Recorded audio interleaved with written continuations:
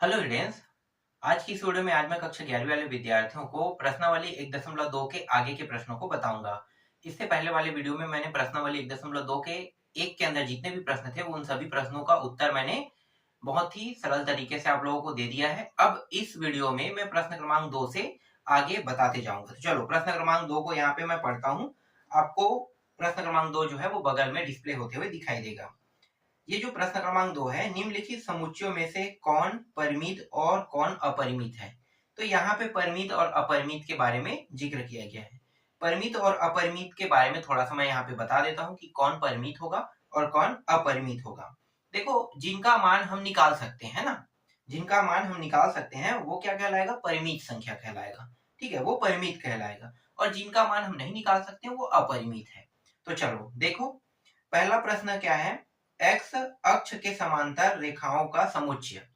X अक्ष के समांतर रेखाओं का समुच्चय, ये क्या कह रहा है? एक्स अक्ष के समांतर रेखाओं का समुच्चय। चलो मैं इसको डायरेक्ट बताने वाला था, लेकिन यहाँ पे इसे थोड़ा सा हल कर लेते हैं। देखो इस तरीके से ये एक्स अक्ष होता है, ये वाई अक्ष होता है ना। अब ये जो एक्स अक्ष जिस डायरेक्शन में जाए उसी डायरेक्शन में एक रेखा और ले लेते हैं। तो ये जो रेखा है ये एक्स अक्ष को कभी काटेगा क्या? बिल्कुल नहीं काट सकता, कभी भी नहीं काट सकता। तो ये कहां तक जाएगा? अनंत तक के। ये भी अनंत तक जाएगा, ये भी अनंत तक जाएगा। मतलब इसका क्या है? कोई सीमा ही नहीं है, कोई भी सीमा नहीं। इसलिए पहला जो प्रश्न है वो क्या कहलाएगा? परिमित क्या अपरिमित? अपरिमित। अपरिमित। ठीक है, अपरिमित है। क्यों अपरिमित है? क्योंकि ये अनंत तक जा रहे हैं और जिसकी कोई सीमा ना हो उसे हम अनंत कहते हैं, इन्फिनिटिव है ना। तो इसीलिए वो अपरिमित कहलाएगा। क्लियर हुआ पहला प्रश्न? चलो दूसरा देखो, अंग्रेजी वर्णमाला के अक्षरों का समुच्चय। अंग्रेजी वर्णमाला के अक्षरों का समुच्चय का जो दूसरा प्रश्न है आपका, ए से लेकर जेड तक। तो ये जो ए से जेड तक जा रहा है, क्या इसकी कोई सीमा है? हाँ, इसकी सीमा है। ए से जेड के बाद आगे नहीं बढ़ता। इसमें टोटल कितने कितने अल्फाबेट होते हैं? 26। तो 26 अल्फाबेट है, 26 से 27 होता नहीं है। नहीं, ये आगे और बढ़ रहा है। इसका मतलब क्या है? ये परिमित होगा। दूसरा परिमित हो गया। चलो तीसरा देखो, उन संख्याओं का समुच्चय जो 5 के गुणज है। अब 5 के गुणज देखो, 5, 10, 15, ये कहां तक जाएगा? अनंत तक के जाएगा। तो इसकी कोई सीमा है कि नहीं? बिल्कुल भी इसकी कोई सीमा नहीं है। इसलिए ये क्या होगा? तीसरा जो प्रश्न है वो अपरिमित होगा। ठीक है, तीसरा भी समझ में आ गया अपरिमित क्यों है। चौथा, पृथ्वी पर रहने वाले जानवरों का समुच्चय। पृथ्वी पर कितने जानवर रहते हैं ये निकाला जा सकता है कि नहीं? बिल्कुल निकाला जा सकता है। आप लोगों को पता है मनुष्य कितने हैं? भाई हर मनुष्य के बारे में जब भी पैदा होता है तो साइड में पता चल जाता है या कहीं ना कहीं किसी न किसी माध्यम से पता चल जाता है कि अभी पूरे पृथ्वी में 5 अरब से भी ज्यादा लोग निवास करते हैं। तो उस हर एक डेटा को जब हम निकाल सकते हैं तो जानवरों की संख्या को तो भी निकाल सकते हैं ना, कि जैसे शेर और बाघ की संख्या टोटल कितना है? 5,000, 4,000 ऐसा कुछ रहता है। तो ये भी निकाला जा सकता है। तो पृथ्वी में रहने वाले उन जीवों के संख्याओं को निकाला जा सकता है। इसलिए चौथा जो प्रश्न है वो आपका क्या रहेगा? परिमित रहेगा। ठीक है, ये परिमित रहेगा क्योंकि इंफिनिटिव नहीं कह सकते। ठीक है, अगर ये ब्रह्मांड कहता तो हम लोग अनंत में, तो हमें पता नहीं अनंत में मतलब ब्रह्मांड में क्या है, तो अनंत रहता। लेकिन पृथ्वी का निकाला जा सकता है। इसके बाद पांचवा है, मूल बिंदु 0 0 से होकर जाने वाले वृत्तों का उप समुच्चय। ये मूल बिंदु इसे कहते हैं। ये वाला जो बिंदु है ये मूल बिंदु है। यहाँ पे दो पॉइंट होते हैं 0 0, एक एक्स का है और एक वाई का है। इससे जो भी रेखा जाएगा वो अनंत तक जाएगा। देखो ना, इसे काट दिया जाए तो काटेगा तो कहाँ जा रहा है पता नहीं, लेकिन अनंत तक तो जाएगा। तो इसलिए पांचवा प्रश्न जो है वो क्या है? आपका अपरिमित है। अब अंतिम प्रश्न देखो, चौथा, समतल में सभी त्रिभुजों का समुच्चय कहना है। समतल में जितने भी त्रिभुज बनेंगे उन सभी त्रिभुजों का समुच्चय भी क्या कहलाएगा? अपरिमित ही कहलाएगा। क्लियर? अपरिमित, क्योंकि समतल में आप बहुत सारे त्रिभुज बना सकते हैं तो उसको भी आप नहीं गिन सकते कि समतल में कितने त्रिभुज बन रहा है, इसलिए अपरिमित रहेगा। ठीक, यहाँ पे दो ही परिमित है, बाकी सब अपरिमित है। चलो अब अगला प्रश्न देखो। पहले मैं इनको मिटा देता हूं।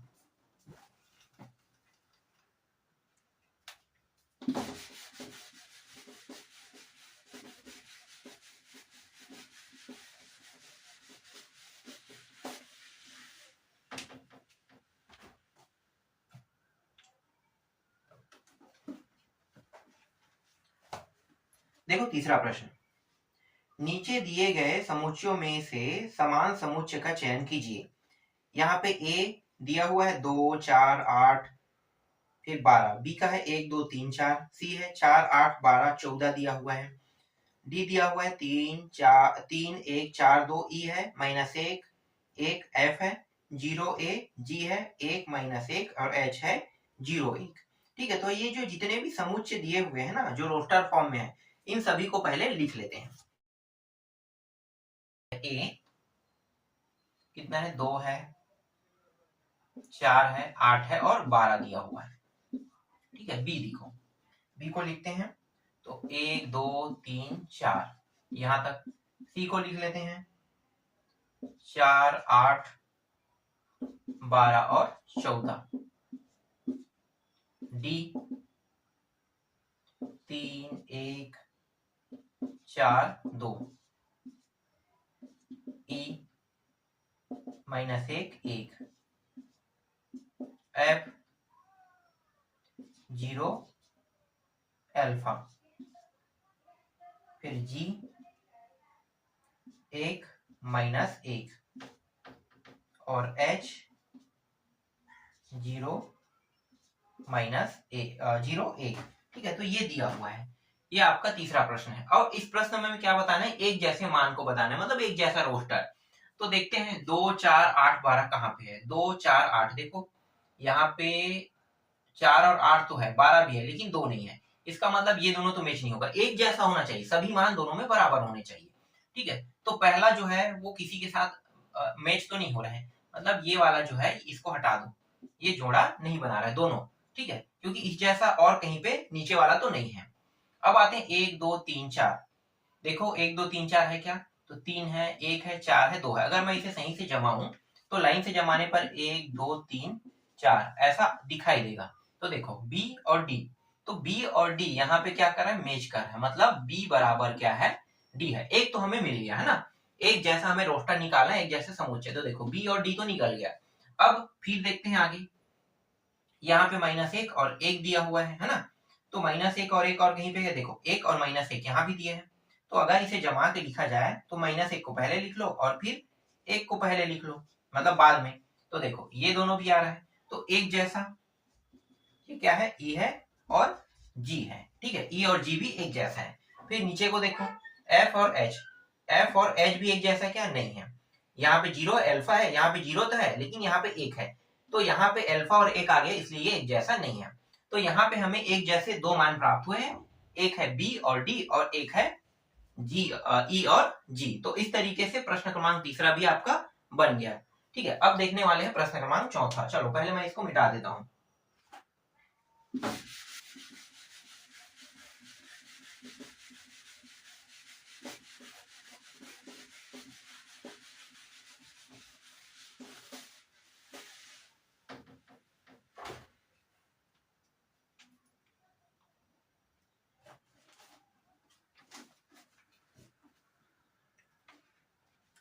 चलो प्रश्न क्रमांक चौथा जो है वो मैं यहाँ पे पढ़ देता हूँ, आपको ब्लैक बोर्ड में डिस्प्ले होते हुए दिखाई देगा। प्रश्न क्रमांक चौथा, निम्न में बताइए कि ए बराबर बी है अथवा नहीं है। बस ए बराबर बी है अथवा नहीं है, ये हमें बताना है। इसके अंदर टोटल 5 प्रश्न दिए हुए हैं। ठीक है, जो आपको ब्लैक बोर्ड में दिखाई दे रहा होगा, पांचों प्रश्न। मैं बारी बारी से सभी प्रश्नों को लिखूंगा। ठीक है, तो बारी बारी से मैं लिखते जाऊंगा, फिर इसको हल करते जाऊंगा। तो चलो पहले प्रश्न को पहले लिखते हैं। पहला प्रश्न, ए बराबर ए बी सी और डी, और बी बराबर यहाँ पे दिया हुआ है डी सी बी ए। ठीक है, एक जैसा है ये नहीं, एक जैसा है या नहीं ये हमें बताना है। तो देखो ये जो बी है, यहाँ पे ए बी सी डी के फॉर्म को सही से जमा लेते हैं, ए बी सी डी। ठीक है, इसे अगर जमाते हैं तो देखो एक जैसा आ रहा है, इसका मतलब क्या है, ए बराबर है किसके, बी के। ये आपका पहला जो है वो सिद्ध तो हो गया। ठीक है, ए बराबर बी के बराबर है, मतलब पहला हमारा आ रहा है। दूसरा देखते हैं। दूसरा जो प्रश्न है इसमें ए बराबर दिया हुआ है 2, 4, 6, 8 और 10 दिया हुआ है। ठीक है, इस तरीके से। और बी, बी जो है वो समुच्चय फॉर्म में दिया हुआ है, बी बराबर x अनुपात x सम धन पूर्णांक है और x से बड़ा बराबर 10। इस तरीके से प्रश्न दिया हुआ है। ठीक है, इस प्रश्न को हल करते हैं तो देखो ये जो a है इसे तो हमें कुछ नहीं करना पड़ेगा, लेकिन b जो है इसका हल तो करना पड़ेगा। तो देखो b जो है x जो है वो क्या है, समधन है। समधन मतलब सम संख्या 2 4 6 8 10 12 ये सम संख्या होता है, और धन पूरे के पूरे धनात्मक होने चाहिए। क्यों धनात्मक होना चाहिए? क्योंकि यहाँ पे पूर्णांक संख्या का जिक्र किया है, और आप सभी को पता है कि पूर्णांक संख्या जो है वो माइनस में भी होता है। और यहाँ पे ये जो शब्द है समधन, समधन का मतलब क्या है, यहाँ पे क्लियर कर दिया है कि सिर्फ और सिर्फ आपको धनात्मक संख्या लेना है, तो धनात्मक वाला लाइन ये है, और सम का मतलब है 2 के बाद 4 4 के बाद 6, सिर्फ उन्हीं संख्याओं को लेना है। ठीक है, तो यही संख्या लेना है। अब x के मान सबसे शुरू जो सम संख्या है और धनात्मक में, तो सम संख्या पहला संख्या 2 है। ठीक है, तो b बराबर पहला संख्या कितना आ जाएगा, 2। ठीक, दूसरा संख्या ये 10 तक जाएगा, 4 आ जाएगा, तीसरा 6, चौथा 8 और पांचवा 10। तो यहाँ पे एक टॉपिक है जो ये कह रहा है, मतलब यहाँ पे क्या कह रहा है, देखो ये बड़ा है x से, कौन, 10, और बराबर है। मतलब क्या है, ये जो बराबर का निशान लगा है ये कहना चाह रहा है कि हम अंतिम संख्या को 10 के रूप में ले सकते हैं। अगर मैं इस निशान को हटा देता हूं, समझो हटा देता हूं, तो इसका मतलब क्या है कि x से बड़ा 10 है, मतलब जो भी मान लेंगे वो 10 से ज्यादा नहीं होना चाहिए। तो हमेशा 10 से कम संख्या क्या है, अगर समधन की बात करें तो 8, तो 8 तक लेते, लेकिन यहाँ पे बराबर का निशान ले लिया है, इसलिए हम लोग 10 को भी ले सकते हैं। x जो है वो 10 के बराबर भी है कह रहा है। ठीक है, अब इन दोनों को मेच करके देखो, तो a बराबर b आ रहा है कि नहीं आ रहा है, बिल्कुल आ रहा है, a बराबर b है। इसका मतलब ये भी क्या हो रहा है, ये भी सिद्ध हो रहा है। ठीक है, तो ये दूसरा प्रश्न भी आपको समझ में आ गया होगा। चलो अब तीसरा बनाते हैं।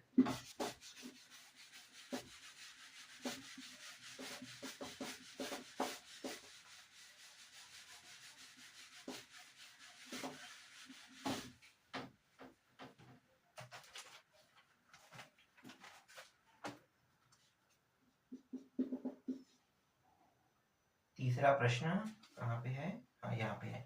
यहाँ पे इस बार दिया है a बराबर x अनुपात x शब्द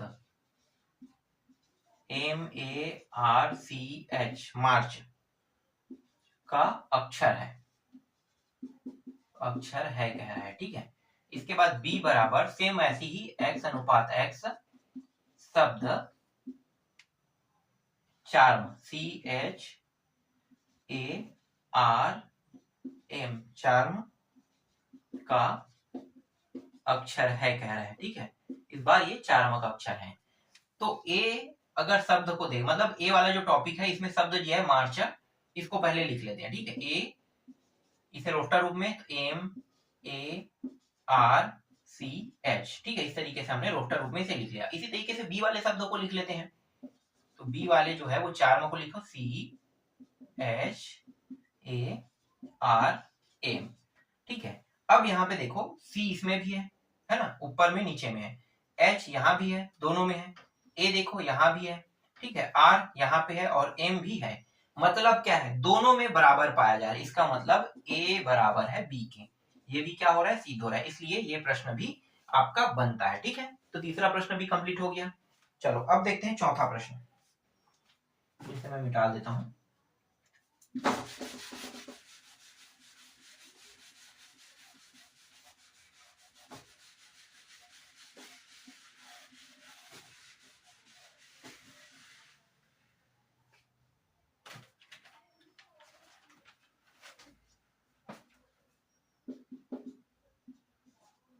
चौथा, a बराबर n अनुपात n बिलोंग करता है z के साथ। ठीक है, ये z जो है ये और कुछ नहीं, ये पूर्णांक संख्या को ही प्रदर्शित करेगा, इंटीग्रेटेड नंबर को। हालांकि यहाँ पे z आ गया लेकिन वही है और कुछ नहीं है। n का वर्ग बड़ा बराबर 4। ठीक है, ये a के लिए है। अब b के लिए देखते हैं, तो b बराबर x अनुपात x बिलोंग करता है r को, और एक्स का वर्ग माइनस 3x प्लस 2 बराबर 0। ठीक है, अब इसको हल करते हैं। देखो यहाँ पे n जो मान है ना, n जो है जितने भी यहाँ पे n का मान है वो हम लोग क्या रखेंगे, इंटीग्रेटेड नंबर, मतलब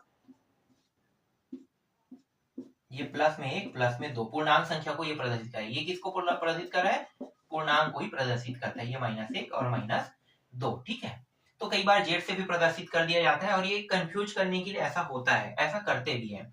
आई की जगह में जेड दे दिया तो आप लोगों को कंफ्यूजन हो जाएगा कि यहाँ जेड ये है, इसका मतलब क्या होगा। तो आपको यही समझना है कि पूर्णांक संख्या की जगह में आया है। ठीक है, अब देखो n का वर्ग मतलब n का मान अगर मैं 1 रखता हूं तो 1 का वर्ग कितना होगा, 1 होगा। 2 रखता हूं तो 2 का वर्ग कितना होगा, 4 होगा। तो जब मैं n का मान रखूंगा तो 4 से ज्यादा नहीं होना चाहिए। यहाँ पे बराबर का निशान लग गया है, इसका मतलब है कि जो मान आएगा वो 4 से ज्यादा नहीं होना चाहिए। मैं 4 तक के ला सकता हूँ। अगर मैं ये निशान हटा दूं तो 4 को भी मैं नहीं ला सकता, है ना। 4 से कम ही लूंगा, लेकिन निशान लग गया बराबर का, मतलब ये n जो है वो 4 के बराबर भी है, इसका कहने का मतलब है। तो चलो देखो यहाँ पे अगर इसे रखते हैं तो 0 रखेंगे, है ना, तो 0 का वर्ग 0 तो 0 ही होगा, ये पूरा मान 0 का वर्ग 0। फिर 1 रखेंगे तो 1 का वर्ग कितना होता है, 2, 2 का वर्ग 4। फिर इधर भी रख सकते हैं ऐसे ही, है ना, तो ये 1 का वर्ग और ये -2 का वर्ग, इस तरीके से। तो n की जगह पे हम लोग ये रख सकते हैं। तो ये पहले वाले जो है उसको अगर ध्यान में रखते हुए अगर हल करते हैं तो हमारे पास जो मान प्राप्त हो रहा है, ठीक है, वो कितना प्राप्त हो रहा है, -2 -1, है ना, 0 1 और 2। चलो वर्ग सभी से हटा दिए, तो ये जो मान है 1 2 3 4, क्योंकि यही मान तो n की जगह पे रख रहे हैं ना, तो हमें ये मान प्राप्त हो रहा है ए वाले में। ठीक है, ए वाले में हमें ये मान प्राप्त हो। अब बी वाले को देखते हैं।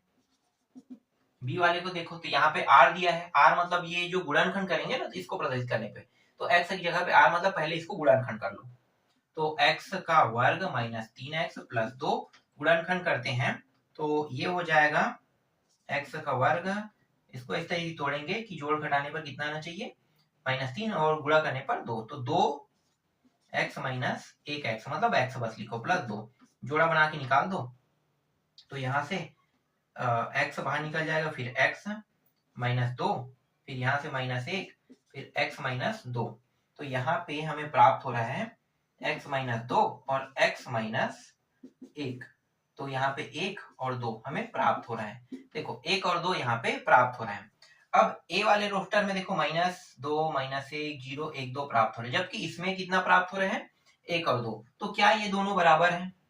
यहाँ पे 2 अंक तो ठीक है, 2 अंक यहाँ पे, यहाँ भी 2 अंक है, लेकिन यहाँ पे ये जो है वो बराबर नहीं है। तो इसलिए ये पहला बी ये क्या है, बराबर नहीं है। तो ए बराबर नहीं है बी के, आपको ये बताना है। ठीक है, तो इस तरीके से हल करेंगे तो जो उत्तर आ रहा है वहां से हमें पता चल रहा है कि 1/2 मतलब 1 2 1/2 नहीं है, 1 2 ये जो ए वाला जो सेक्शन है ना, ए वाला रोस्टर उसके साथ मैच नहीं कर रहा है।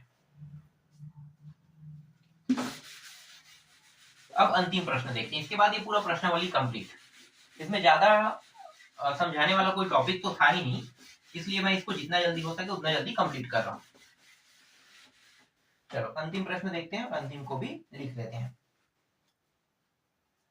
5वां प्रश्न यहाँ पे दिया हुआ है, ए का मान कितना दिया है, -1 और 1 दिया हुआ है,